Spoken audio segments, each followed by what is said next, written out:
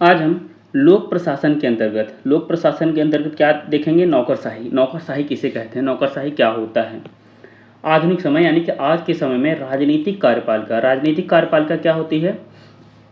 राजनीतिक कार्यपालिका के अंतर्गत राष्ट्रपति, विधानसभा व राज्यपाल तीनों को मिलाकर कार्यपालिका बनती है। राजनीतिक कार्यपालिका का तात्पर्य यही है कि जो नेता लोग होते हैं, जिनका जो चुनाव के दम पे आते हैं, जो राज्यसभा के लोग चयनित लोग होते हैं, उन्हीं को राजनीतिक कार्यपालिका कहा जाता है। जो संसद, विधानसभा, राज्यसभा में बैठते हैं वो राजनीतिक कार्यपालिका होता है, स्टेट या फिर सेंटर का। आज के समय में राजनीतिक कार्यपालिका की सहायता के लिए, किसके? राजनीतिक कार्यपालिका की सहायता के लिए अधिकारियों व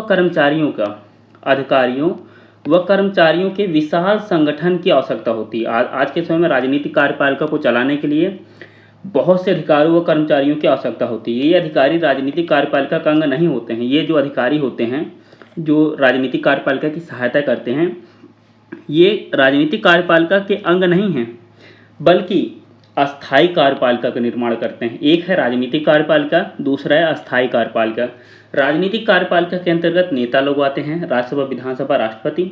जबकि अस्थायी कार्यपालिका के अंतर्गत हवलदार, थाने के सभी अधिकारी, तहसील के सभी अधिकारी, लेखपाल, कानूनगो, एसडीएम, तहसीलदार, जिले के सभी अधिकारी और स्टेट के सभी अधिकारी, सचिवालय में जो लोग बैठते हैं, सभी अधिकारी जो है अस्थायी कार्यपालिका के अंतर्गत आते हैं।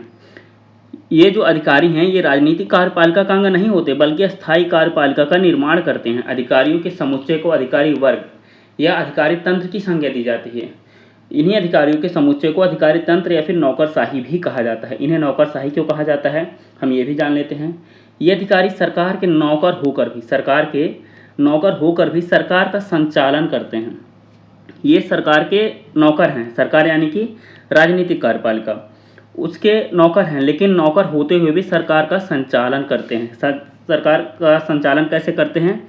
नियमों को लागू करवा के, कार्य को करके। इसलिए अधिकारी तंत्र को नौकरशाही या अफसरशाही भी कहते हैं। शॉर्ट फॉर्म में आज के समय में राजनीतिक कार्यपालिका की सहायता के लिए जिन अधिकारियों के विशाल संगठन की आवश्यकता होती है उन्हीं को नौकरशाही कहा जाता है। ये अधिकारी तंत्र जो होते हैं ये अस्थायी कार्यपालिका का निर्माण करते हैं, बल्कि राजनीतिक कार्यपालिका के अंग नहीं होते हैं। अधिकारियों को इन्हीं समुच्चय को नौकरशाही कहा जाता है। क्यों नौकरशाही कहा जाता है? ये अधिकारी सरकार के नौकर होकर भी सरकार का संचालन करते हैं, इसलिए इनको नौकरशाही की संज्ञा दी गई है, फिर अफसरशाही कहा जाता है। सर्वप्रथम 18वीं सदी के मध्य में 1745 में डी गार्रे या फिर डी गोर्ने नामक फ्रांसीसी विचारक, कहाँ के थे? फ्रांस के थे, नौकरशाही शब्द का सर्वप्रथम प्रयोग किया था। ये पेपर में आता है, नौकरशाही शब्द का सर्वप्रथम प्रयोग किसने किया था? डी गोर्ने ने किया था सर्वप्रथम। कब? 18वीं सदी के मध्य में। नौकरशाही शब्द तिरस्कार सूचक है। नौकरशाही शब्द तिरस्कार सूचक है। तिरस्कार शब्द सूचक क्यों है?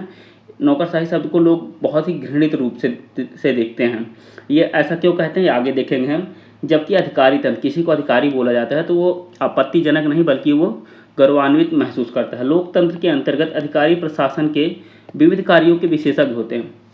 ये जो अधिकारी होते हैं ये अलग अलग कार्यों के विशेषज्ञ होते हैं। इनका पेपर होता है, चयनित होते हैं, ट्रेनिंग होती है, वो जो काम करते हैं उसके विशेषज्ञ होते हैं। अतः यह जिस सेवा के अंतर्गत संगठित होते हैं उसे प्रशासनिक सेवा या सिविल सेवा कहा जाता है। इसे सार्वजनिक सेवा भी कहा जाता है। सार्वजनिक सेवा यानी कि लोगों की भलाई करते हैं। नौकरशाही का अर्थ क्या होता है? नौकरशाही का अर्थ होता है ब्यूरोक्रेसी जो है शब्द फ्रांसीसी भाषा के ब्यूरो से बना है। नौकरशाही के अर्थ के अंतर्गत नौकरशाही को ब्यूरोक्रेसी कहते हैं इंग्लिश में, और ब्यूरोक्रेसी शब्द जो है फ्रांसीसी के ब्यूरो से बना है। फ्रांसीसी के ब्यूरो से बना है, जिसका तात्पर्य है सरकारी अधिकारी की मेज पर बिछाया जाने वाला कपड़ा। सरकारी अधिकारी की मेज पर बिछाया जाने वाला कपड़ा। लैटिन भाषा में ब्यूरो का अर्थ है डेस्क या लिखने की मेज। डेस्क या लिखने की मेज। क्रेसी का अर्थ क्या होता है? ब्यूरो का अर्थ होता है सरकारी अधिकारी की मेज पर बिछाया जाने वाला कपड़ा हो गया, लेकिन क्रेसी का अर्थ क्या होता है? ये जो क्रेसी है इसका अर्थ क्या होता है? इसका अर्थ होता है शासन करना। इस प्रकार ब्यूरोक्रेसी का अर्थ हुआ सरकारी अधिकारियों का शासन या डेस्क सरकार। ब्यूरो का अर्थ हो गया डेस्क या फिर मेज पर बिछाया जाने वाला कपड़ा, और क्रेसी का अर्थ हो गया शासन। इस प्रकार ब्यूरोक्रेसी को मिलाकर हुआ सरकारी अधिकारियों का शासन। संक्षेप में नौकरशाही सरकारी कार्मिकों का वह समूह होता है जो विधायिका व राजनीतिक कार्यपालिका द्वारा बनाई गई नीतियों को क्रियान्वित करते हैं। नौकरशाही का काम क्या होता है? विधायिका व राजनीतिक कार्यपालिका द्वारा, विधायिका जो कानून बनाती है या फिर राजनीतिक कार्यपालिका जो कानून बना दे, उन्हीं कानून को लागू करने का काम जो होता है वो नौकरशाही का होता है। 19वीं सदी में इसका एक हाशकारी प्रयोग सारे यूरोप में किया जाने लगा। 19वीं सदी में इसका हाशकारी प्रयोग सारे यूरोप में किया जाने लगा। जहाँ जहाँ सरकार में निरंकुशता, संकुचित दृष्टिकोण तथा सरकारी कर्मचारियों की शिक्षाचार्यता दिखाई पड़ती थी, वहीं उसे नौकरशाही कहा जाने लगा। क्या मतलब समझ आने लगा कि नौकरशाही शब्द को लोग अच्छा नहीं समझते। क्यों नहीं समझते? उसका उत्तर ये है कि उस टाइम पे जब बहुत ढेर सारा दोष बढ़ गया अफसरों में, तो जहाँ भी निरंकुशता पाई जाती थी, संकुचित दृष्टिकोण होता था, सरकारी कर्मचारियों की स्वेच्छाचारिता यानी कि मनमानी करते थे, वो सब कुछ जहाँ भी दिखाई देता था वहीं उसे नौकरशाही कहा जाने लगा। तभी से जो है नौकरशाही को एक घृणित रूप में देखा जाने लगा। इस शब्द को धीरे धीरे जो है टाइम के साथ इसका भावार्थ नियमों का कठोर पालन, जो नियम उनका कठोर पालन, अनुत्तरदायित्व, जटिल प्रक्रियाओं, यानी कि कोई भी काम करना बहुत जटिल प्रक्रिया से गुजरता है, ये सारे काम अधिकारियों द्वारा बहुत टाइम टेकिंग होता है यह, तथा निहित स्वार्थों से लिया जाता है। अधिकारी जो अपने निहित स्वार्थों को पर बल देते हैं। द्वितीय महायुद्ध के पश्चात इसे पार्किंसंस लॉ की प्रतिमूर्ति मान लिया गया, जिसका तात्पर्य था सत्ता, साम्राज्य, निर्माण साधनों का अव्यय व आत्म प्रसार।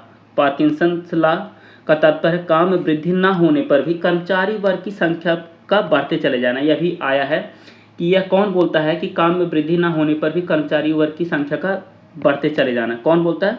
पार्किंस लॉ। पार्किंस लॉ बोलते हैं यह। एफ.एम. मार्क्स ने अपनी कृति में, इनकी कृति का क्या नाम है? The administrative state an introduction to bureaucracy. The administrative state an introduction to bureaucracy. कब इन्होंने किया था? 1969 में लिखा था कि नौकरशाही शब्द का प्रयोग मुख्यतः 4 रूपों में किया जाता है। एफ.एम. मार्क्स ने, पुस्तक का नाम याद रखिएगा, एफ.एम. मार्क्स की पुस्तक है the administrative state and introduction to bureaucracy, 1969 में आई थी। नौकरशाही शब्द का प्रयोग मुख्यतः 4 रूपों में किया जाता है। नौकरशाही एक विशेष प्रकार का संगठन, नौकरशाही अपने आप में एक विशेष प्रकार का संगठन है, विशेषज्ञ होते हैं यह लोग। एक ऐसी बीमारी जो अच्छे प्रबंध में अवरोध पैदा करती है, इसको एक बीमारी के रूप में भी देखा जाता है, क्योंकि यह काम को धीरे करता है, बहुत ही नियमों का पालन करवाता है, इसीलिए इसको एक बीमारी के रूप में देखा जाता है। अच्छे प्रबंध में अवरोध पैदा करता है नौकरशाही।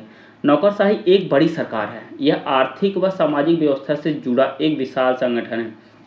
कैसा संगठन है? यह आर्थिक व सामाजिक व्यवस्था से जुड़ा एक विशाल संगठन है। नौकरशाही एक बुराई पैदा करने वाला अभिशाप है। नौकरशाही एक बुराई पैदा करने वाला अभिशाप है जो स्वतंत्रता के लिए हानिकारक है।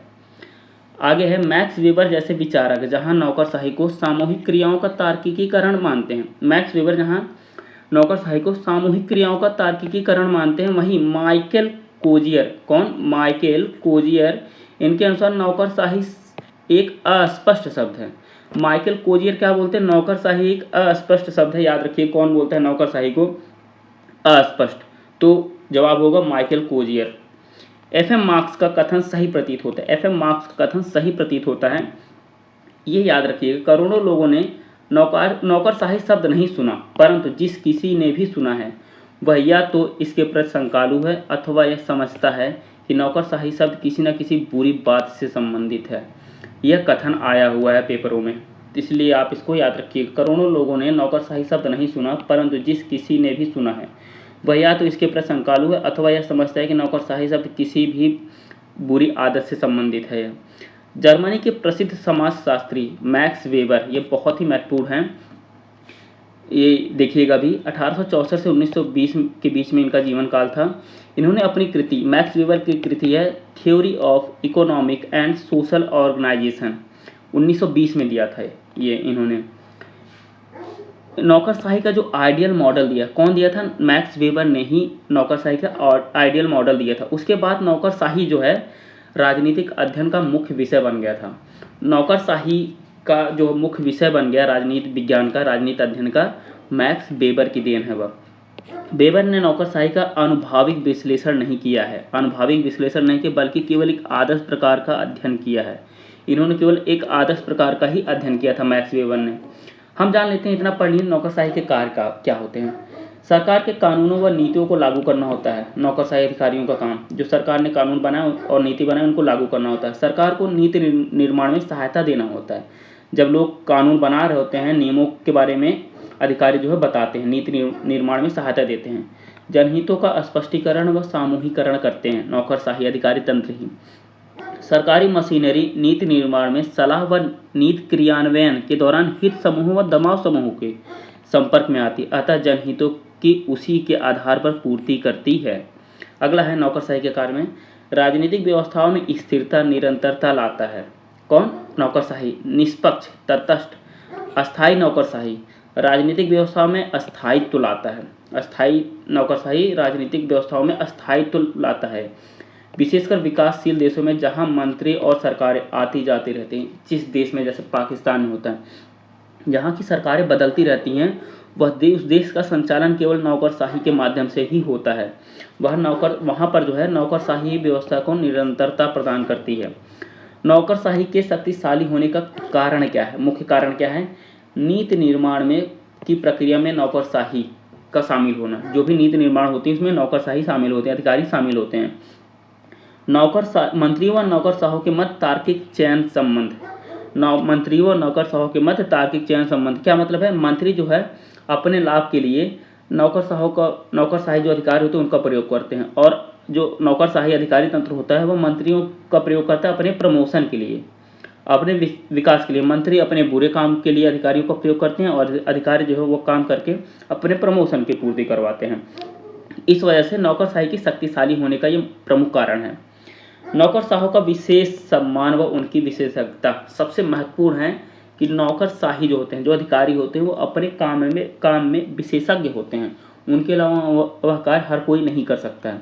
उस बात के लिए उनमें बहुत शक्ति होती है। इसलिए नौकरशाही की शक्तिशाली होने के ये मुख्य कारण थे। नीति निर्माण प्रक्रिया में नौकरशाही का शामिल होना। मंत्री और नौकरशाही एक दूसरे पर जो है निर्भर होते हैं। नौकरशाहों का विशेष सम्मान व उनकी विशेषज्ञता। हम आगे इसमें नौकरशाही के बारे में अगले वीडियो में देखेंगे, क्योंकि यह वीडियो बहुत लंबा हो जाएगा।